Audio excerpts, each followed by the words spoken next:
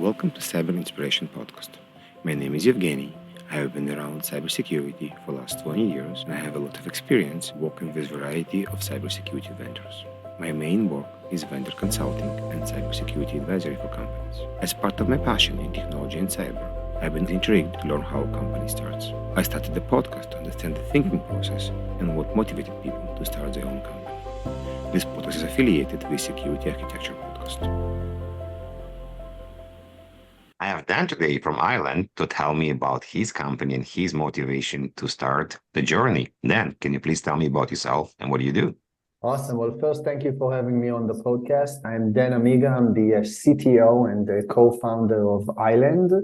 I've been in this business for about 20 years, started at the Israeli Defense Forces, the intelligence, been in programming since I'm like 13 or 14 years old. Started a few cybersecurity companies, went through quite a few M&As. I'm sure we'll talk about that. And I'd say right in mid-2020, let's say peak of COVID, started Island together with Mike Fay. So Island is a Dallas, Texas-based for the go-to-market and Tel Aviv-centered for all things product and engineering. Island is an enterprise browser. It's a highly growing category. Super interesting. Basically, we took a fresh approach to not just security, but also IT and productivity. And we had this thought process where the most used application in business is the browser, but it was not designed for doing business, right? So I have this famous saying, which I get quoted all the time, that my mother and somebody that works for, JP Morgan, they use the same browser. It doesn't make any sense, right? So what we did is we decided to build all the enterprise tools, if it's productivity tools, if it's IT tools, if it's security tools, right into the heart of the browser. And it took us on a very interesting journey, raised about $350 million from all the tier one venture capitals in the world, hundreds of customers, probably the number one or number two leading customers in every vertical from financial, healthcare, but also tech. So quite a journey for us. And we have about 220 now, I think, Islanders, which we're really proud in the culture and the company. Fun times for us. And if everybody that's watching, listening to us right now, go to Security Architecture Season 4. You can learn everything about enterprise browsers, remote browsers, and definitely Island was there as well. So this is a very interesting story. And you basically, like the COVID companies, they would start doing the COVID and accelerate it. And I'm wondering, like you build many different things.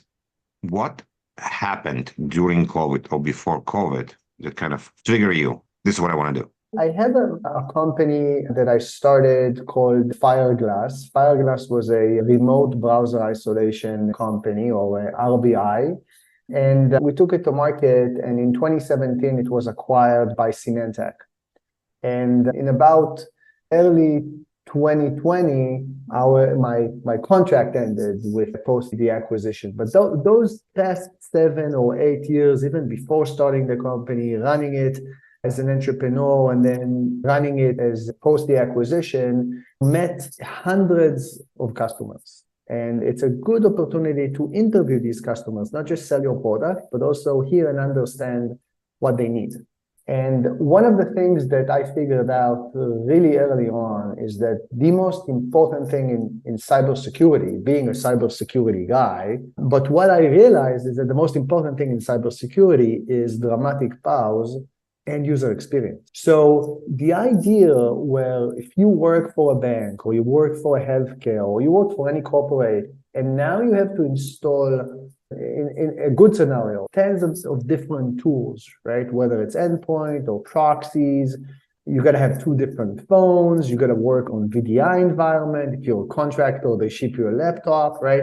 That's not a good experience. On the other hand, the alternative is if you don't work for a corporate, you go and buy a Mac, and that's it. There's no step 2. So my thought process was, what if we can bring the end user experience to the corporate world, but keep the security standards in a very good level, right? So that was like the initial thought process. So did you start asking customers during the interviews if this is something they want to do? So I am more of a gut feeling kind of entrepreneur, right? And it was not really about explicitly asking customers, do you need a browser, right? It's more being in so many conversations, you feel the pain. So what I'm most interested about is the pain and not asking the customer on the solution. The pain was I have 50 proxies, I've got this VDI, I've got these DLP tools injecting into the processes of all my processes on the OS. It was like, that's a real pain. I hate the current experience. And then I looked inside my previous company and I saw all these 25 years old engineers and nobody had anything installed on their laptops. They just had a dev environment. And I was like, these are 25 years olds. Those 25 years olds now working in all the big, holding like these currently junior positions in all these Fortune 500s, right? They're going to be directors in 10 years. They're going to be VPs. They're going to run the business. They will want the best user experience possible, but they won't be able to compromise on security, right? So that was the first step. And then actually from a personal perspective, it was early 2022. My wife gave birth to our second daughter, and she had these fantasies of we're now going to go on vacations because we never went on a honeymoon. We never went on many vacations. I was very focused on work, but I was unemployed, and my contract finished with Symantec, which was acquired by Broadcom by that time. And we just gave birth to our second daughter, so now we can travel the world. But then COVID hit. And then you got to take it as an opportunity, right? Every downhill, you got to look at it as an opportunity, right? So we did the 1+1. Everybody's going to work remote. It's hybrid, right? It's going to be remote first, then people are going to come back to the office, which is hybrid. By the way, COVID did not make it happen, right? It just accelerated it. So for years, I was surprised coming to the States and seeing people are working from everywhere. They work from Starbucks. Not everybody goes to the office, even if it's 2019 or 2017. So bringing that consumer experience to corporate or Fortune 500 or 1000 was really lucrative for me. And the second thing is, when we got acquired, Mike, who's my business partner, Mike Fay, was running the acquisition side from Symantec. And meeting Mike and seeing how an unbelievable leader he is in the go-to-market took me on what I call a company architecture journey.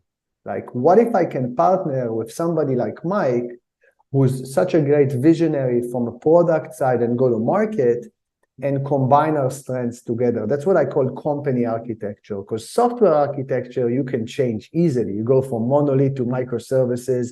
Customer wants on-prem, he pays enough money, you do the on-prem. No, company architecture, you can change, right? So I started having these discussions with Mike, who was also available at the time. And I think our families actually pushed us to, you guys should go on this journey together. And that's the personal story on the origins of, you see the pain customers have, you find this amazing business partner. And I'd say the other thing is, when I look at the technical problems and solutions, it's like, what do I bring to the table? What's so special, right? I'm not the smartest guy in the world. What is my unfair advantage to build a company that builds the best product? And we can see today, Island has close to 100% win rate in the market. My thought process was, I've been already working on this open source project called Chromium, right? And I'm a browsers guy. That's what I've been doing for so many years, right? And I'm also really good in product and understanding end user experience. So if we can combine the technological knowledge and understanding what users want, can create such a lucrative experience. And that's it. And now we are where we are. So what happened after? Did you went to raise money? Did you went to build a product? Things happened really fast. We immediately understood that when you want to build a company that has impact in the market, and you first have to make a very strong impact, like your product has to deliver so much value, and then it becomes a big business, and then you can build more products. So we understood that to do that, we want to raise outside capital, because Mike and myself, we were fortunate enough to be in the business and do well for ourselves. And we could actually fund the company for the first 2 years, but we really understood fast that we need a lot of money. You need to build a large engineering force, then a large go-to-market, and B, you want that money fast. Because when you have a good concept, a good idea, you want to lock it, right? And be the leader. So we went to raise money. I remember it was the Jewish New Year, Rosh Hashanah in 2020, where the legendary Doug Leone from Sequoia called Mike and me and said, we want in. We knew it was a really good step to partner with Doug, and then some other legendary investors joined. So we didn't run to build the product. We first raised the money. Was it easier to raise the money second time or the third time? What did change from when you were raising the money like 10 years ago? 2020 was generally an easy time to raise money, if you remember. I think the difference is you can raise a lot of money and not dilute your employees. So you can create a really good cap table, which is good for the trajectory of the company. We took advantage of that. And again, raising money is one. It's also who you raise money from, because you need real partners, especially in the growth stage. So I think we built a really healthy cap table, both with the Sequoias of the world and then some strategic investors later on. So I think that's one thing that was easier for us as second timers, to go to the best funds and raise money in a good deal for both sides, by the way. We didn't go crazy. After you raise money, you need to hire a team. And this is interesting part, because hiring people is not easy, and hiring people in COVID is even harder, because it's going to be remote. And there's this idea of company culture. And the people I met so far from Ireland are very, very good people. Like the people I spoke with so far, amazing people. So talk to me. Did you guys had a chat with Mike? What type of people we want? How are we going to build a company culture? Everybody, when they think about it, they go, I will only hire the best. I will not hire assholes. And there's the famous saying of, you can't hire B players because they'll hire C players, right? Okay, easier said than done, right? Then you add COVID to that. Couldn't agree more. I think what was easier for us, being second, third timers, etc., is we had more trust by folks, right? They trusted us. We had an initial team of folks that used to work for us in the past. And for new folks we needed to bring in, there was more trust on the experience. That's definitely something that played for us. Now, Mike and I, when we talked about this, we have this saying, we like to say, rich or proud, right? So never choose proud. And it's more, to make it even make more sense, it's, do you want to be successful or do you want to be proud, right? And what stands behind it is we're building a new product. Nobody had ever built what we're building in the scale that we're building, right? The technology also changes really fast, right? People change really fast. Money, the economy, everything changes so fast. So you got to be humble. You got to listen, right? You got to be able to work with people. So I think what was our North Star is bring as many smart people that we used to work with in the past, because we know we can trust them to work in collaboration and deliver. And B, for the new people that we had to bring from the outside, because technically I needed folks who are expert on the endpoint and many folks. This is a very large engineering team. It was always about, can you work with other people? Can you listen? Can you be humble? Can you go into the details? Because when in product execution, it's really about, do you really understand the intrinsics of how it works behind the scenes? If you don't, how can you build this? How can you build an amazing product for the long run? That's on the product side. In the go-to-market, Mike did this amazing job of bringing on many of the folks that we used to work with in the past. They bought into our experience. They bought into the journey. We really think we can build this very impactful company. And it's very important for us that there's good communication between people, especially when you build an international company, right? You got Israel and Dallas, right? The Texas to Tel Aviv not only created a great culture and people love working with each other. It's some of the best people, like our chief revenue officer, chief marketing officer, our chief customer support, but Kenyon that you hired, our chief strategy officer. You can literally talk to subject matter expert in every position. And then there's what I call, it's like a wheel. So if you think about Israel works morning till late evening, right? and they build the product and support the customers. And then out the ends and go to market starts in America, right? And they bring us the business and we have to keep, so that wheel and that culture is, I think, one of the most amazing things in the company. Sounds like a hamster wheel in a way, no? It is a hamster wheel. And if you think about companies, if something doesn't work, if the product isn't best in class, then you can sell. Then there's no need to build more product because you can sell the product, etc. Something is stuck. If you build the best product and sales doesn't work, again, but the hamster wheel is actually a good metaphor because the business keeps going, the wheel keeps going, right? So I think it's a good metaphor. It's a challenging one. So here's an interesting question. You as the guy with Mike is responsible that the wheel continue moving. There's many different tasks between engineering, between sales. What do you do? Like, how do you manage all these tasks? How do you prioritize? Yes, that's a really good question. So first, as I said, when we started, we put a lot of thought on company architecture. And actually, another interesting story is October 2020, nobody flew, nobody got on a plane, right? You had two masks, you put two masks on. I took a flight to Texas and spent about 10 days with Mike and Kenyon, just talking about like the company, right? This is the very early beginning, right? And I think I was by myself in that United plane. So we did put a lot of thought in how to make it scalable because it's a very growing business now. So the first thing we did is we decided to divide and conquer. So I am all things product and engineering, and then Mike is all things go to market, fundraising, customers, etc. But we listen to each other. We respect each other. So a lot of the footprint on the product came from Mike. And sometimes customers, they want to see the CTO more than they want to see the CEO. And it's my job to make these customers successful. But in general, we have divided and conquered. The second thing is when people see Island, when we demo it to them, when we meet, it's not what they think. It's a very big platform. So think about AWS. You've got the data centers and you've got the services on top. Nobody buys the data centers. You buy the compute, the storage, the networking, right?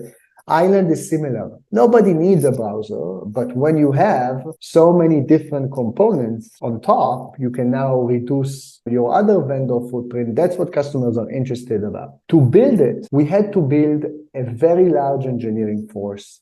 And the way we did it is we used a system which I call islands. So islands are these small startup companies, and they have 4 to 6 or 7 engineers. And our product managers are super technical. So literally, I have no product managers with PM background. They're all very technical, whether they've done reverse engineering in their past, or they were engineers in their past, or security guys. And then we teach them product management. So now you create these autonomous units that can execute. To answer your question on time management, now my job is to train these people on how they become best in data protection, end user experience, browser isolation, etc. So I don't have to spend 50 hours a week with each one, but I can spend a few hours with each one coaching them on how to become better. It was hard in the beginning. When you take super smart, positive people and you let them run, they do wonderful things. So my job is to get into the details where needed and hire the best people. So you're almost like an API router. You need to make sure everybody's connected. It's a good idea to have. I am a router, but I also add payload to the requests coming in. Next generation router. Yes. As a CTO, as you mentioned, you're often going to be on calls. And there's going to be a point where the customer says, ooh, if you had this feature, I will buy the product. Now you're like, I can tell you I have the feature and go develop it very quickly. Or I be honest and say, we don't have this feature, but if you buy the product, we'll develop it in the next amount of months. What's your approach? I call it like chicken and egg. Yes. I think in my early years as entrepreneurs, I would tell them, yes, we're launching the feature next week, etc., and we go build it at nighttime. But what we do in Island is different, is we build for the long run. So yes, we can iterate super fast on features, but we don't want to build features. We want to build products. We want to be able to service our customers in a way that we save them a lot of money. We help them reduce a lot of the tools they have, or we give them more value. So what I will do is I will interview the customer, understand there is a real chance for a partnership there. And we most likely will go into execute on the business, deliver the product, because it is so wide and so deep. And to add to that, we didn't launch in 3 months or 6 months. We built the product for about 18 months before we actually started selling. So the product was actually ready to sell, right, when we went out of stealth. That allowed us to challenge customers and say, do you see that value? Yes, I will build more features. We can do a deal that's contingent. We can do a deal where we'll add more and more modules as you go along. But you have to be honest with the customer. And when you build that relationship of, I don't have it in the product today, but if I build it, I want to build something that is not just for you, it's for everybody else. And I'm going to support you. So I need a quarter, okay? But it will be the best capability you've ever seen. That builds the trust. It's very important. That also shows that the vendor is not like, I call it a dog, where somebody throws balls and the dog runs after the balls and you throw another ball and then suddenly you're not a company anymore, you're a feature builder versus I'm this big platform, I will do so much for you guys. And yes, if you partner with us, we will work with you to make sure you have a successful journey. And if you need more capabilities, we'll build them in the best way possible. If you can go back 3 years ago, would you do anything differently? To be honest, I think one of the things that I would improve is I would fire people faster, right? Because when you hire a lot of really smart people, you have 100% success rate in hiring smart people, but you don't have 100% success rate in culture fit and execution. And somebody might be best in his class in the past job, but when you come in and you work with these superstars and suddenly you're not best in class and there's all sorts of challenges. What we did in Ireland is because we have also very strong friendly relationships outside of work, you're used to give people more runway. And I think what I learned early on is if you have honest conversations with people and you tell them maybe this is not the best place for you, I will give you a recommendation if you go somewhere else. I think it's a better move both for the company and the individuals. And we have seen great success when we departed from people and we stepped with new folks or somebody else stepped in. There was no culture fit to the company. In 1 second, you see how the whole business moves much faster. So I think culture, maintaining your culture is also being honest with people. You can't assume you'll have 100% success rate when hiring. And I used to play basketball when I was young, so I like to use basketball analogies. And when somebody doesn't deliver on a team, it's your responsibility as the coach to let that person go. You might give him a chance, but if he can't, the other players want to win, right? And the fans want you to win. So I think that's one thing I would improve. But other than that, I think we built a wonderful culture. People are super happy to work with each other. One of the things I love about my job is you take these people in a certain place in their life. They can be 25 or 35 or 45. And then you go on a 7 or 10 years journey, right? At least with a lot of these people. So you're a big part of their life, of their adult life. How much impact did you have? Like, you got to make sure the impact that you're giving these people is something that you're happy with. So when I interview people, I always start with, tell me what you want to do. I already know you're smart. I know where you came from, right? I got a recommendation. Close to 100% of our employees brought by friends, like from inside the company. Like, we don't do recruitment at all. And so I already know the guy is smart. And the reason he's talking to me is he already went through 2 technical interviews. So now it's, what do you want to do in 4 or 5 or 6 years? Do you want to run an R&D team? Do you want to be a founder? Do you want to be the best product guy? And then what do I do? What can I offer you in Ireland to make you go there? And if it makes sense, it's a hire. But sometimes it doesn't make sense, and you gotta let people go. And I think every company needs to be really good at hiring fast and having honest conversations if it makes sense. We're gonna tap a bit to you personally right now. As every entrepreneur, we know it's not easy. There's good days, there's bad days, and as you mentioned, stuff moves so fast. What do you do when stuff hit the wall, when something failed, you're not feeling well, it was a bad day? What do you do to get back on the horse and basically come back to full of energy and continue leading? Yeah, I have a joke where when I talk with my fellow second timers or third timers, and I go, dude, I'm asking these first time entrepreneurs, how are they doing? And everybody, oh, it goes great. We're growing 400x 400% every quarter. And it's like, it's wonderful. It's coming together. It's a big, and I was like, I never have a good day. It's always downhill. It's always hard. You close a quarter, the next quarter starts. You deliver the product, so I gotta tell you, honestly, it's a very hard job. It's a very hard job.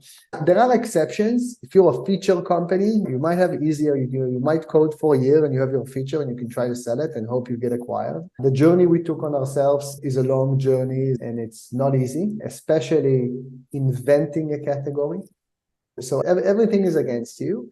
What I do is I go to my managers. So my first few hires in the company were not engineers. And I remember going into this conversation with Doug from Sequoia, and Doug was like, where's all your engineers? I was like, no, I need to hire managers first, and then they'll hire engineers because we're building this wide company. So one of the side effects is I now have very strong management, both in Tel Aviv and in the States, people who I trust to consult with. So first, everything is hard, but you got these guys are best in the business. You know they'll end up climbing from whatever pitfall or whatever issue they have.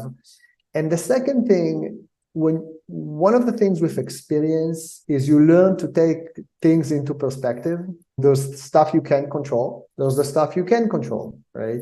And the other thing is, and this is interesting, I always say that in startup land, most of the things that seems bad are actually good for you. And I can give you many examples. I said firing an employee is a negative connotation, but then you hire somebody who's better and he excels at his job. You lose a POC, right? You lose a POC, and from some reason, right? You get to learn so much. You get to make your product so much better. There's so many things in startup life that seems negative, while for the long run, you might not want to partner with the reseller or that VC, or it might not be the right time. So you gotta learn how to take things into perspective, right? Talk honestly with your business partner, with your people, communicate the truth. We're very transparent. And I think day to day, yeah, we get hit day to day, right? But for the long run, we're a very united group of talented people. We have a vision. We stand together. So I think you need to learn how to enjoy the journey. You've got people you like, and you get hit. So let's go deeper on the dark side, because you mentioned a couple of failures and how we can learn from there. So tell me more. We call it the dark side. Basically, it's stuff that didn't work. As you mentioned, first-time entrepreneurs telling you everything is paying, everything is working, but in reality, we know it's not the case. So tell me some stories, some horror stories, some bad POCs, some stuff that happened that you didn't expect, but you hope learn from them and become a better person or a better company. I think I have a few stories. So first, I'll talk about is actually product and engineering execution. And I have a saying, if you're an entrepreneur, you cannot lose on product execution. You just can't. So people, when they start, they're like, I'm going to build this thing. There's lots of smart people in the world. They can eventually build really good things. So if you get it wrong, it's not on the customer. It's not an external force. It's you who made the bad decision. You chose the wrong people to build it. You chose the wrong tech, etc. So I think we made some mistakes along the way, which we fixed, but we could have done it sooner. And the bad moment for me there was, how did I not get into the details like I like to do with everything and teach my management folks to do? So I think first, pay very careful attention if you have strategic projects and who's behind them. Did you make the right decision and take responsibility for? It's just stuff that product is something you got to get right. The good thing is we were successful delivering 95%. It's the 5% that kills me, right? But you get to improve every day. So when we have something successful or unsuccessful in the company, if it's a big event, I like to do a debrief, even if it's successful. So we don't just brief product downtime, missed deadlines, etc. We also brief on how we want on that customer. So I think that's that. I'd say the second point is bringing a product, and this was more a 2021 problem than it is a 2024 problem, but bringing a product to market, a new product, a new category is always a challenge because there's no budget. People are skeptical. So I think the one thing that was a hard time for us was when we started, we expected more people to buy in, and people were very skeptical. And that made us like, maybe we should pause hiring for a few months. We hired so many people.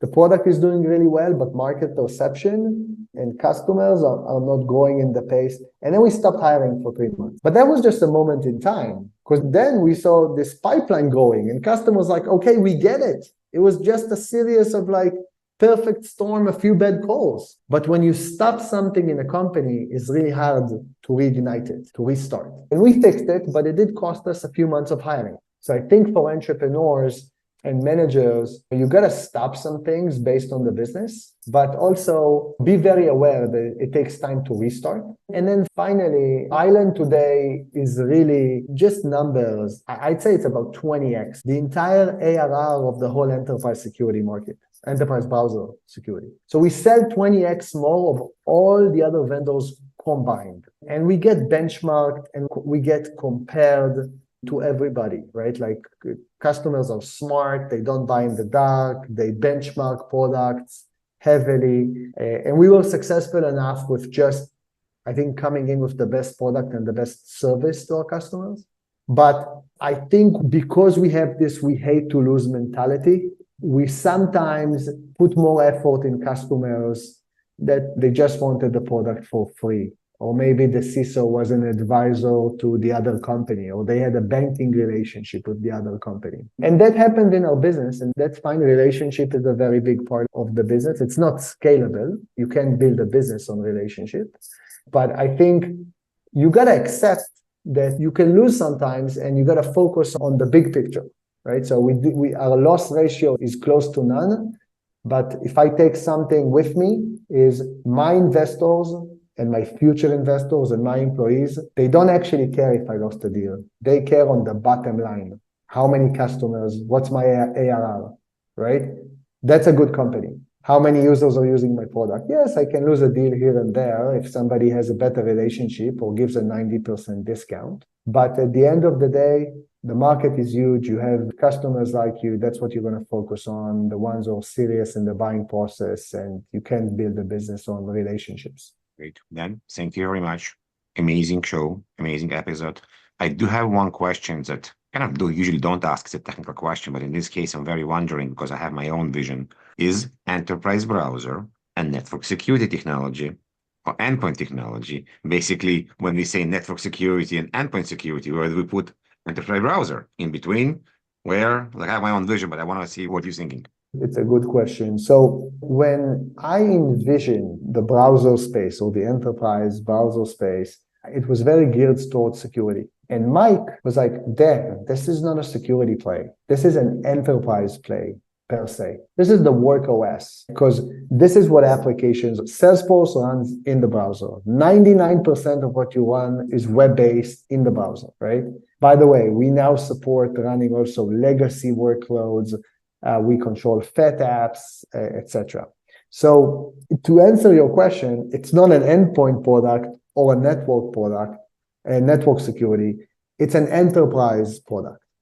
And because we've architected it the right way, and we put in network controls and we put in endpoint controls, one of the things you can do is you can dramatically reduce your network stack and you can dramatically reduce your endpoint stack. You might choose not to do it, right? But it does give you that capability. And when you think about our product, think about that's the entry way to applications. VDI used to be that. If you're a contractor, the company issued laptop that they send you via mail, just sending it cost like $200, right? FedExing the laptop. You now get Island as your gateway, as your entry point. If you're an employee on a managed device and you used to have 5 portals and 50 security tools, now you have one entry point and maybe 5 security tools because we consolidated the stack. So I hope it makes sense.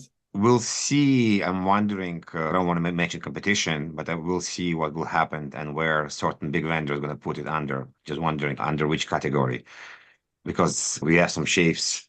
And so just wondering. Security vendors will put it in their security stack. Absolutely. Yeah, but if it's network or endpoint, we're not sure, but we'll see. Just wondering. We'll see. Yeah, will be interesting. Great. Thank you very much. It was awesome. Everybody that's listening, thank you for tuning in. A lot of good information. If you're an entrepreneur, you probably learned a lot today. And if you're starting your own company, listen carefully. There's a lot of good tidbits here. Thank you. Thank you. Bye-bye.